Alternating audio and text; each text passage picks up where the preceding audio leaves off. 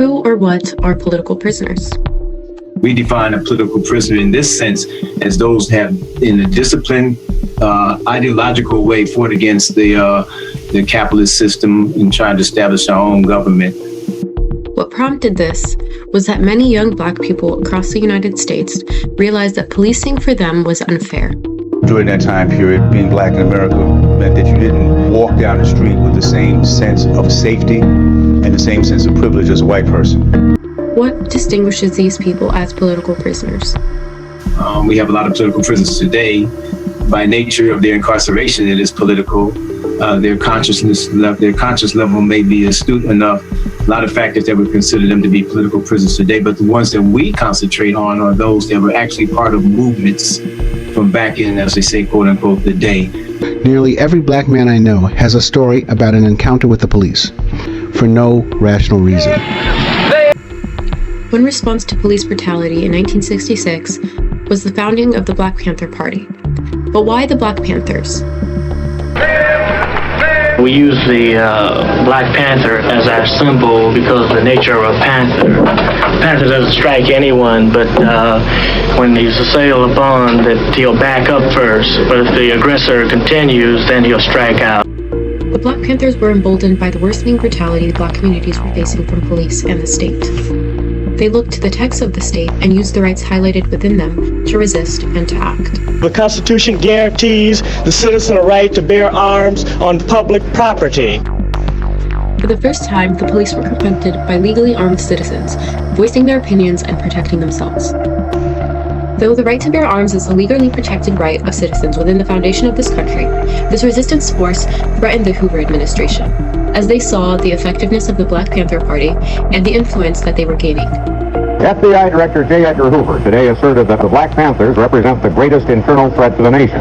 Hoover said the Panthers have perpetrated numerous assaults on police and have engaged in violent confrontations throughout the country. If the tactics were legal, what was it that the Hoover administration found threatening?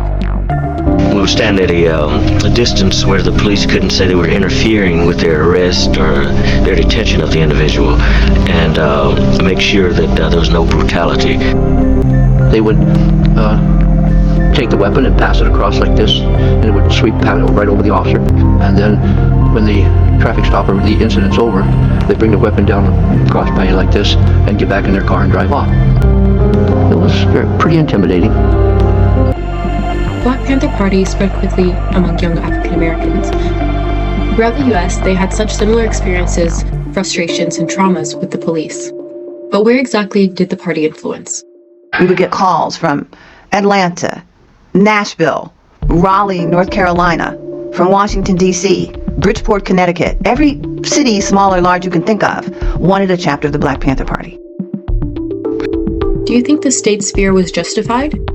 There's no question that the Panthers were provocative, but there's also no question that law enforcement exaggerated the threat they posed and overreacted.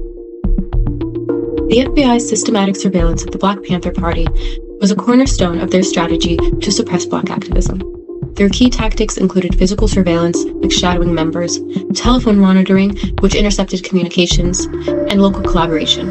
The FBI worked with local police departments to exchange intelligence. This collaboration blurred lines between federal oversight and community policing, which often escalated tensions between law enforcement and the Black community. The sheer breadth of surveillance not only sought to gather information, but also to create a climate of fear within the Black Panther Party and their surrounding communities. This invasive monitoring likely discouraged activists and community members from openly supporting the Black Panther Party, knowing that they could become targets of similar scrutiny. Do you feel the nation is in trouble? I think very definitely it is. Well, what is the answer? The answer is vigorous law enforcement. That's the only answer? That's the only answer. How about justice? You hear a lot about justice with law enforcement. Justice is merely incidental to law and order. The FBI's tactics against the Black Panther Party exemplified the broader government approach to suppressing civil rights movements. These actions revealed systematic biases in law enforcement priorities and showcased the extent to which governmental power could be weaponized against perceived threats to the status quo.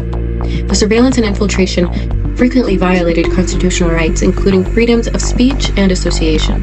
The use of deception and fabrication by informants raises ethical concerns about law enforcement accountability, and the targeting of community aid programs such as the Free Ambulance Initiative underscores the racialized nature of FBI scrutiny, as similar programs in white communities often faced no resistance.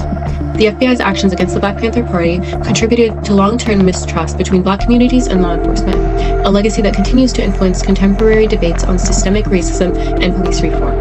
When Hoover identified the Black Panther Party as the #1 threat to the national security of the United States at a time when they're fighting in Vietnam, of course that was crazy, but it was politically very effective.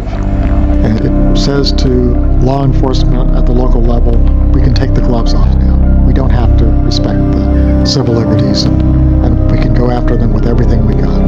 Police say there was sniper fire throughout the early morning hours, so they moved in cautiously. Police and then Black began Panthers clash in Houston, New Orleans, and other cities. The Black Panther police shootout. In the pre-dawn hours in Chicago today, police and Negroes fought a Tactics of surveillance, infiltration, and harassment detailed in the FBI records were not just tools for gathering intelligence, but deliberate strategies to dismantle the Black Panther Party.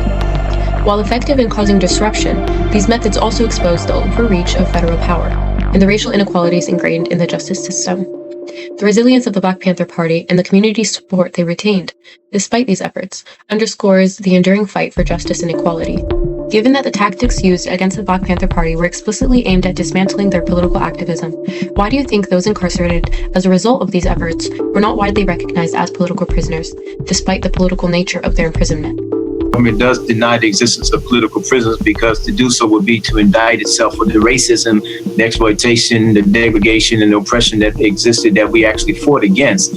Same conditions that pretty much exist today with the police brutality. We see young Black youth being shot down the street. The origin of the Black Panther Party was to monitor and help people to defend their communities against this very same thing. And many of our prisoners are from the Black Panther Party. The government denies this is a very big challenge now, given the span of 4 decades in a population that hears little about these prisoners. But it's very important to link our freedom fighters that are incarcerated now with the movements that exist now, because then what is the movement if we don't know our own roots, where we come from, our challenges, our successes, what the enemy did in opposing us? Because if we don't know this, then I guess we won't know what's coming through the front door tomorrow in our efforts today.